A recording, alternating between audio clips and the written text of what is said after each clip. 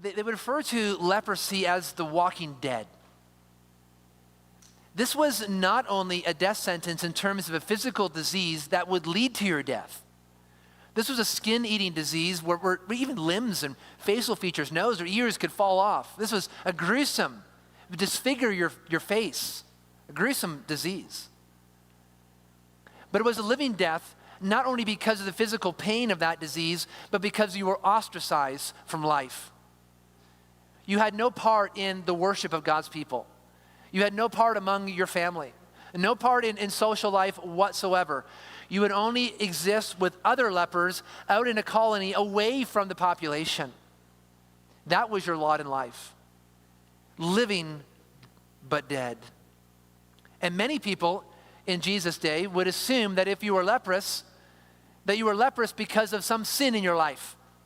Remember Job and his friends? Job, you're suffering because of your sin. And the same was true before leprosy. Because you read back in the Old Testament, you have Miriam there who spoke out against Moses, and she was struck with leprosy. And so, many people would deduce, you have leprosy? Well, you must have sinned like Miriam.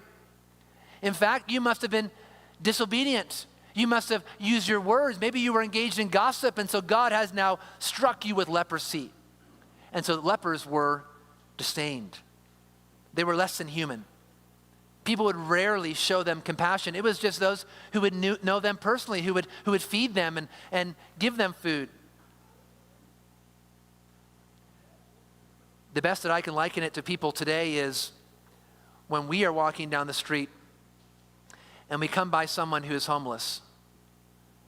And we come by someone who doesn't look like us. And we can think in our minds many reasons why we can't show mercy and compassion. And some of them are legitimate. We're like, I can't solve the problems of this world. You know, there's homeless people here because there's all these other problems that I can't remedy. And so I can't get involved here. Or you can think of, and you're like, well, I don't want to help because if I was to give money, for instance, well, they would just use that in a way that would actually bring them more harm than good. So helping actually hurts, and so I can't help. Or maybe we think they're homeless because of their sin.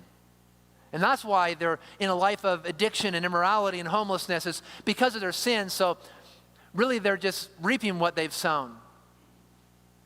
And all of those things could be true, but all of those things I think we tell ourselves because actually deep down, and I confess myself, deep down there's a lack of compassion and mercy for other people.